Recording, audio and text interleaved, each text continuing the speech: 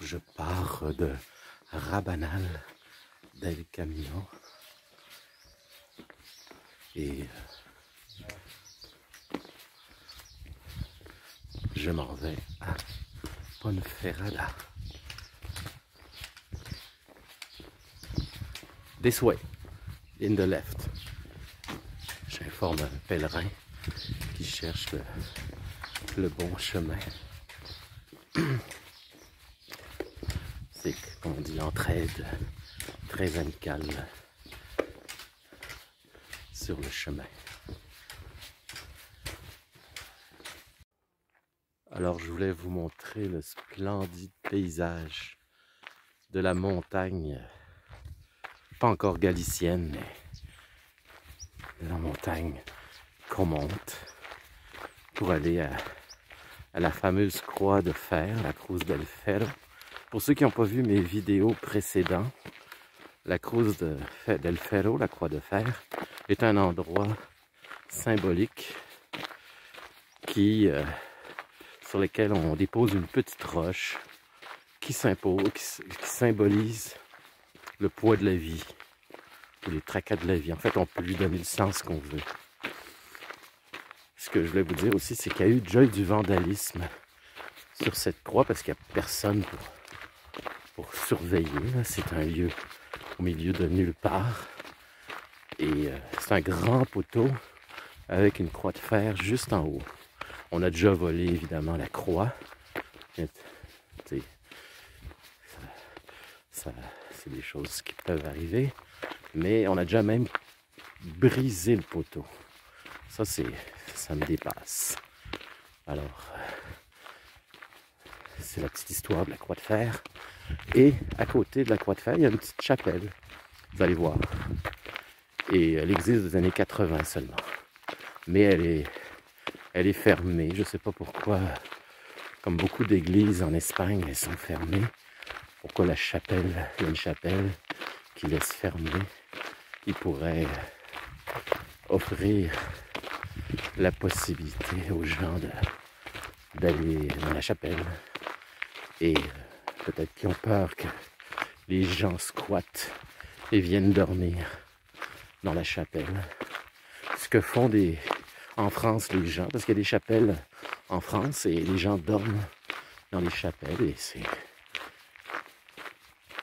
c'est bien toléré. Donc, mais en Espagne, c'est très différent. Chaque pays, chaque culture, que vous voulez, c'est comme ça.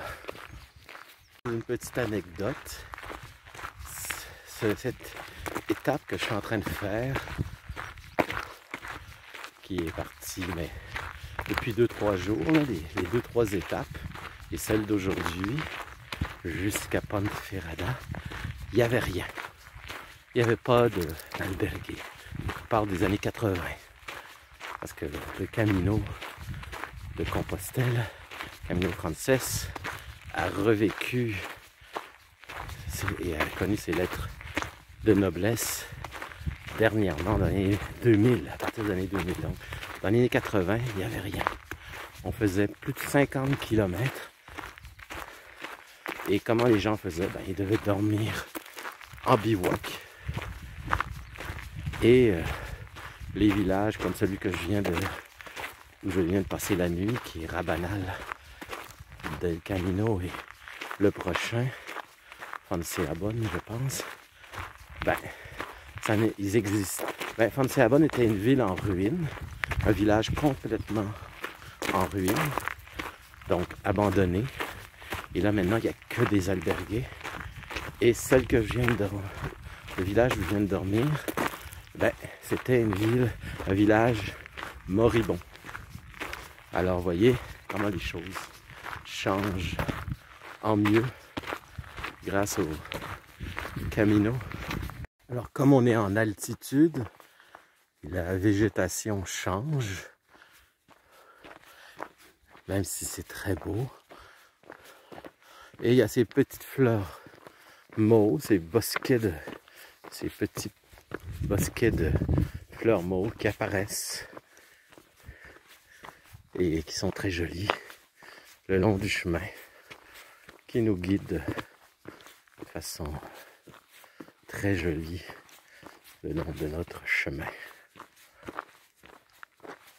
Alors c'est très calme, hein? Le ciel est parfait.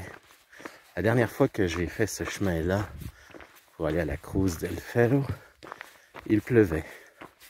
Laissez-moi vous dire que de le faire par beau temps, c'est beaucoup plus agréable. Beaucoup plus agréable. Alors voici le lever du soleil et nous sommes sur des petits chemins qui montent, comme vous pouvez voir. C'est très joli. Ça fait très différent des grandes lignes droites de la Meseta. Alors, il doit être à peu près 7h, 7h15. Et on commence à sentir la chaleur du soleil. Pas qu'il fait froid. En fait, on sent comme un mélange de vent froid et vent chaud. C'est assez bizarre. Je n'avais jamais ressenti ça auparavant. À la fois du froid, la fraîcheur de la nuit, mélangée à la chaleur du matin.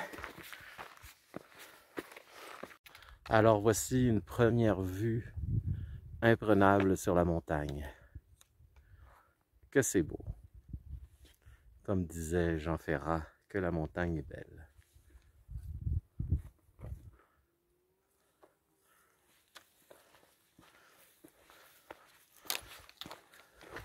Le seul hic, c'est que le chemin, c'est de la garnotte, c'est de la roche. C'est jamais agréable de marcher dans des grosses roches comme ça, mais bon, de temps en temps, ça peut aller. Alors voici le village de Fonce-Padrón, un village qui n'existait, pour ainsi dire, pas. En fait, il était en ruine dans les années 80 et qui est né de ses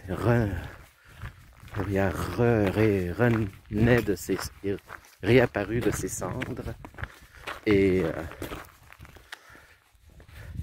grâce au Camino Frances. Sans lui, il n'existerait pas. Vous allez voir, ce n'est que des albergues. En fait, il a été créé pour les marcheurs, pour les pèlerins. Et ça va être un endroit parfait pour prendre un bon café du matin. Alors, toutes les ruines n'ont pas toutes été sauvées, comme vous pouvez voir. Mais, comme je vous dis, au moins, il y a une halte, il y a même un accueil canin. Bonjour chien, qui est là pour nous dire bonjour, qui n'a pas l'air à s'en faire. Et c'est l'albergue Tienda Bar qui est juste là, Monte Irago, que je vais prendre mon café, mon bon café con leche. Alors, santé. Je vais vous montrer ma roche que je vais déposer bientôt. La prochaine étape, c'est la Cruz. Alors, je vais vous montrer cette fameuse roche. Vous allez voir qu'elle n'est pas grosse. Alors, la voici. Alors, pourquoi elle est si petite? Ben, c'est simplement que vous devez la traîner avec vous. Alors, plus elle est grosse, plus c'est lourd. Alors, j'ai choisi une petite pierre pour faciliter le transport. Ça peut aussi illustrer que le poids de la vie n'est pas trop lourd pour moi. Comme je suis à la retraite, alors j'ai moins de responsabilités que d'habitude. Les 2 dernières fois, j'ai fait le chemin, alors je pensais au travail un peu trop. Pas trop, mais un peu trop, alors. Tandis que maintenant, le travail est loin pour moi. Je pense à des projets de création, de peinture, etc. Je prépare une exposition et que je vous annoncerai très bientôt. C'est pour cet automne à Sherbrooke. Donc c'est tout ça qui fait que j'ai une petite pierre plutôt qu'une grosse pierre. Alors je vais vous montrer une vue imprenable sur la région. C'est vraiment superbe. Êtes-vous prêts? On y va. Regardez-moi ça. Oups, je me suis trompé. Je vais recommencer. J'ai pesé mauvais piton. Ça, c'est la route sur laquelle je suis en train de monter. Et vous voyez ici le village de Fonce-Badon que je viens de traverser. Ce village que je vous disais qui était une ruine des années 80 et qui est maintenant florissant d'albergues et qui est superbe dans ce paysage.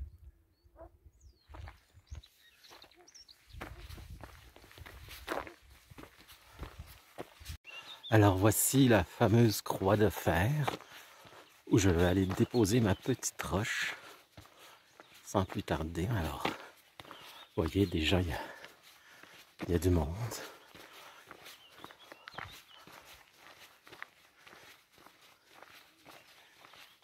Et tout le monde fait son rituel habituel de déposer comme un vœu.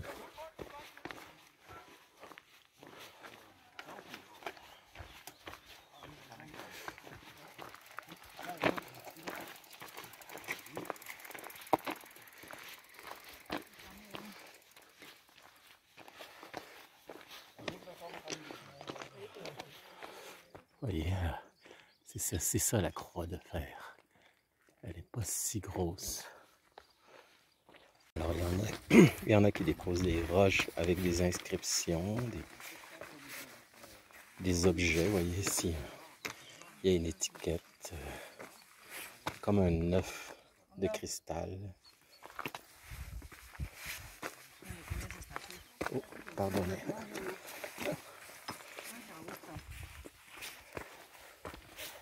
Alors c'est vraiment divers.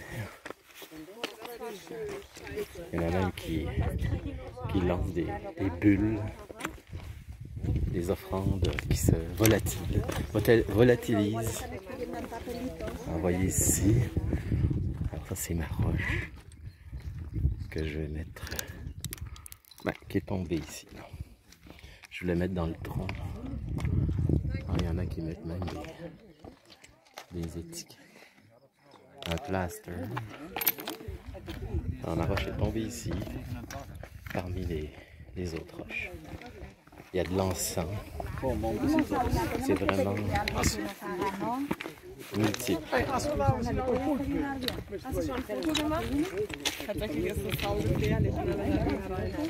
C'est vraiment toutes sortes de choses. On va faire une image. Il y a un petit parc à côté. Et il y a la petite chapelle qui est fermée malheureusement. Alors c'est ça. Un haut lieu symbolique du chemin. Je vais vous raconter une anecdote quand j'aurai fini avec le tas de pierres, sur une petite anecdote sur la Cruz del Ferro. Voilà, on part, on y va. Alors j'ai mis mon chapeau, hein. Je veux pas avoir l'air d'un gangster, mais je me protège du soleil. Alors, petite anecdote de la Cruz. Ça c'était en 2014, en plein hiver, sur le chemin. Donc il n'y avait personne ici. Je passais à côté en 2014, à côté de la Cruz del Ferro. Tout allait bien. J'avais déposé ma roche, plus grosse à l'époque. Et je continue, puis qu'est-ce que je croise? Un couple d'Italiens, je crois, mais ils me parlent en anglais. Ils me disent Where is the cruise? Where is the cruise? Où est la croix? Où est la croix? En panique. Ils ne trouvaient pas la croix. En fait, ce qui est arrivé... Ah, j'étais un peu mal à l'aise parce que je peux pas... La croix, vous l'avez passée, vous l'avez pas vu. Ce qui est arrivé, c'est que ce couple-là parlait. Et comme il n'y avait personne, ils ont passé à côté sans la voir. Faut le faire. Hein? Passer à côté de la croix de fer sans la voir. Alors, c'est ce qui est arrivé. Alors, ils sont rebroussés de chemin. J'imagine qu'ils ont fini par la trouver. Mais ils étaient vraiment en panique de ne pas avoir trouvé la fameuse croix de fer. Alors là, quand vous avez fait déposer votre pierre, là, vous allez descendre. Pour ceux qui vont faire le chemin, là, je parle toujours pour les aventuriers comme moi, ben, vous allez redescendre vers la vallée. La vallée, c'est Ponferrada. Alors, c'est pas compliqué. À partir d'ici, on était à la plus haute, endroit le plus haut, qui est à 1500 mètres. Et là, on va descendre dans la vallée vers Ponferrada. On n'est pas rendu, là, on est pour une couple d'heures. Je pense au moins 3 heures de marche. Mais c'est ce qui est bien, ce qui est agréable, c'est que c'est en descente. On va croiser un village et même un deuxième village avant d'arriver à Ponferrada. Donc c'est très relax rendu ici. Quand vous allez déposer votre pierre, déjà vous vous sentez plus léger et vous descendez la côte pleine de... Vous flottez quoi. C'est pour vous dire à quel point la Cruz del Ferro a un pouvoir, une puissance incroyable sur le psychologique des gens. Regardez bien ce paysage comme il est beau, avec les éoliennes au loin. C'est tellement beau. Et ces montagnes qu'on voit là-bas aussi. Ah non, c'est vraiment un très beau chemin ici. À chaque fois que je passe ici, je suis émerveillé. Tout à l'heure, je marchais avec un Sud-Américain de l'Argentine. Non, pas de l'Argentine, du Venezuela. Un Vénézuélien. Et il me disait que ça ressemblait à sa région, qui est très montagneuse. Évidemment, je n'ai jamais mis les pieds au Venezuela, ni en Amérique du Sud. Le plus bas que je suis allé, c'est Panama. Et c'est en Amérique centrale, je crois. Donc, et c'est ce qu'il me disait. Il disait, ça fait penser à... parce qu'il habitait plus au Venezuela, il habitait en Angleterre maintenant. Fait qu'il y avait la nostalgie quand il voyait ce paysage grandiose que je viens de vous montrer. Il avait la nostalgie de son pays, le Venezuela. Alors je suis à une halte sur la route et je me suis pris une petite pâtisserie avec un autre café. Quand t'aimes le café, on se lasse pas. Hein? Et je me suis fait un ami. Alors je vais vous présenter mon ami. Alors mon ami, lui, il a goûté à ma pâtisserie. Il a bien aimé ça. Hein, t'as aimé ça, ma pâtisserie? Hein? Je pense que ça l'a... Malheureusement, j'en ai plus. Alors il faudrait t'attendre un autre marcheur, un autre pèlerin pour te partager sa pitance, comme on dit. Alors c'est une belle petite halte sympathique. On appelle une petite camionnette. C'est le long de la route qui nous accueille. Regardez le paysage. Avoir un plus beau paysage. Pas demander mieux hein, pour prendre un café. En fait, je suis à Manjarín. Et à Manjarín, il n'y a pas grand-chose. Je pense qu'il y a juste un ermite des croisés. un ancien croisé, un ancêtre des croisés. Je vous ai parlé des croisés. Et c'est tout ce qu'il y a. Et cette petite halte muy simpatico pour prendre un café. Je vais vous montrer un endroit assez spécial. J'ai déjà rentré là. Là, c'est fermé. Mais c'est le repère d'un fils, le petit-fils ou le petit. En tout cas, un repère de croisé. Le voilà.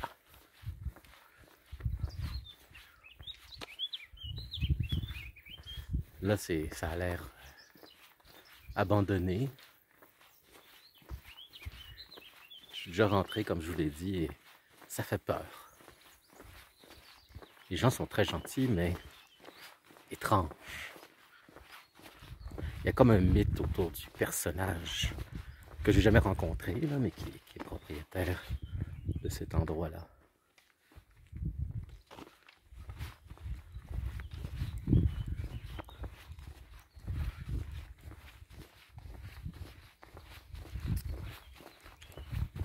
Donc, je suis rentré une fois et ça m'a suffi. Alors, avec ces vaches et ces cloches, on se croirait en Suisse, n'est-ce pas? Sauf qu'en Suisse, ils sont tellement soucieux du décor.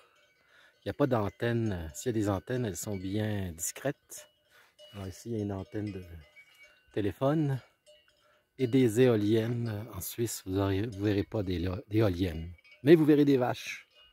Peut-être pas les mêmes vaches, mais vous en verrez, ça c'est sûr.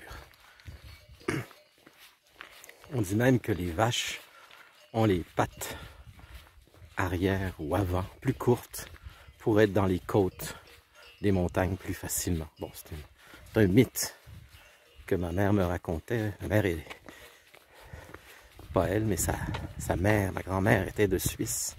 Donc, il y a plein de mythes qu'ils m'ont racontés sur la Suisse.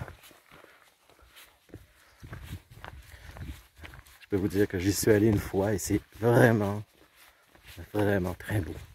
Ils sont très soucieux du... Partout où vous regardez en Suisse, c'est beau. Ils veulent rien qui soit laissé au hasard. C'est un pays très carte postale. Ce qui m'a impressionné le plus, c'est quand tu montes en train, tu dis il y a une côte et tu dis non, on va pas monter ça. Et oui, le train, c'est des trains spéciaux qui sont extrêmement puissants, qui montent des côtes hallucinantes. Et on montait des côtes que même moi, à des degrés, même moi, j'avais de la misère à croire que le train allait le faire. Et on arrivait en haut, où il y avait des neiges éternelles, des villages avec la neige restait toute l'année. On est dans les Alpes, évidemment, et à une hauteur, des hauteurs hallucinantes. Donc, où la neige est éternelle. Peut-être qu'avec le réchauffement de la planète, ça va changer. Probablement que ça va changer, mais les années où j'y suis allé, c'était comme ça. Ça fait longtemps que j'y suis pas allé d'ailleurs. Mais je n'ai plus de famille là. Donc, c'est différent. Je peux y aller comme touriste. Je voulais vous montrer d'où je suis dans la montagne. On voit Ponferrada. Ponferrada, ça vient le nom vient d'un pont en fer qui avait été construit il y a très longtemps et qui n'existe plus, mais le nom est resté. C'était à l'époque où ce pont-là avait été réalisé, c'était une prouesse, paraît-il. Et malheureusement, n'existe plus. Mais c'est ça. C'était pour vous dire pourquoi Ponferrada. Et il y a aussi un château un gros château, mais vraiment un gros château de croisée que vous allez voir. Il est assez impressionnant. Je vais vous le montrer, ça vaut le déplacement. Alors regardez bien ce paysage incroyable de toute beauté avec ces fleurs mauves qui nous accompagnent encore une fois. Je fasse attention ici au petit village qui est dans la montagne. Vous voyez, malheureusement on n'y va pas, mais il est vraiment caché dans la montagne. Cette maison a déjà été une maison solide. Mais là, je ne parierai pas grand-chose sur sa solidité. Hein? Qu'est-ce que vous en pensez? Ça a déjà été plus solide comparé à celle-là, qui est toute neuve. Bon, ça ne se compare même pas. Alors voici ici une stèle en hommage à un cycliste allemand, Heinrich Kraus, qui est mort en 87 sur son vélo. Est-ce un accident ou autre chose? Je ne le sais pas, mais voici sa stèle en hommage à l'endroit où il est mort. Alors, il y a des choses des fois un peu particulières. Et je crois qu'il y a un cimetière ici. Et si vous vous souvenez, ce que je vous ai dit, il y a toujours de l'eau. Moi, j'ai besoin d'eau. Et il devrait y avoir de l'eau près de ce cimetière. Reste à trouver où elle se trouve.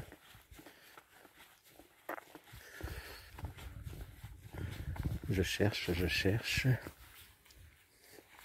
Il y avait de l'eau, mais il fallait revenir sur mes pas. Alors, j'ai laissé faire. Je peux attendre. Je vais trouver de l'eau plus loin. Je ne suis pas assoiffé à ce point-là. J'ai chaud, mais je voulais juste remplir ma bouteille pour la prochaine gorgée. Merci. Alors, il nous reste 219 km,3 rendus à Molina Seca. Et en toute honnêteté, il fait tellement chaud, on est l'après-midi, puis il fait tellement chaud que je vais arrêter à Molina Seca. Molina Seca, c'est la ville juste avant Ponferrada. Donc, c'est bien parce qu'il n'y aura pas trop de monde, comme à Ponferrada. Et c'est une belle petite ville, vous allez voir, Molina Seca, j'aime beaucoup. C'est tout petit et c'est mignon, ça a son charme. Alors pour aller à Molina Seca, il y a un beau pont à traverser, comme celui-ci. En fait, c'est ce pont-là. Il n'est pas comme celui-ci, c'est celui-ci. Vous voyez, il y a même un endroit pour se baigner, qui est fait pour ça.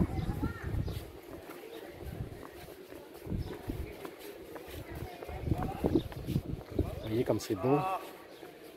Il y a un endroit pour se désaltérer. De l'autre côté, il y a même un endroit pour se prendre du soleil.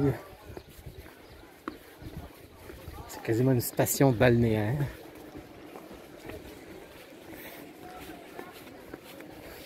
Vous voyez comme les gens sont bien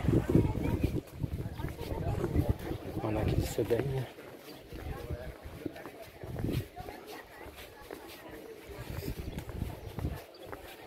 La vie est belle. Et moi j'ai une de ces soifs. Il n'y avait aucun point d'eau. C'est ça qui est dommage. C'était très beau comme paysage, mais aucun point d'eau, presque pas. Ça manquait de points d'eau. Alors j'ai très soif. Alors je suis arrivé à l'albergue municipal de Molina Seca. Donc c'est 5 km avant Ponteferrada. Et c'est pas grave si c'est juste que 5 km avant, ben c'est très bien aussi. Et il fait très très chaud. La responsable de l'albergue m'a dit qu'il annonçait dans 2-3 jours 45 degrés au soleil. Un record. Ça, c'est pas courant dans la région. Elle m'a dit que pour moi, c'était pas dramatique parce que moi, je continuais vers la Galice où il va faire plus frais de toute façon. Mais il fait très très chaud. C'est une vague de chaleur exceptionnelle. Donc, ça termine ma journée comme ça aujourd'hui à Molina Seca. Et on se revoit pour une prochaine fois avec le sourire.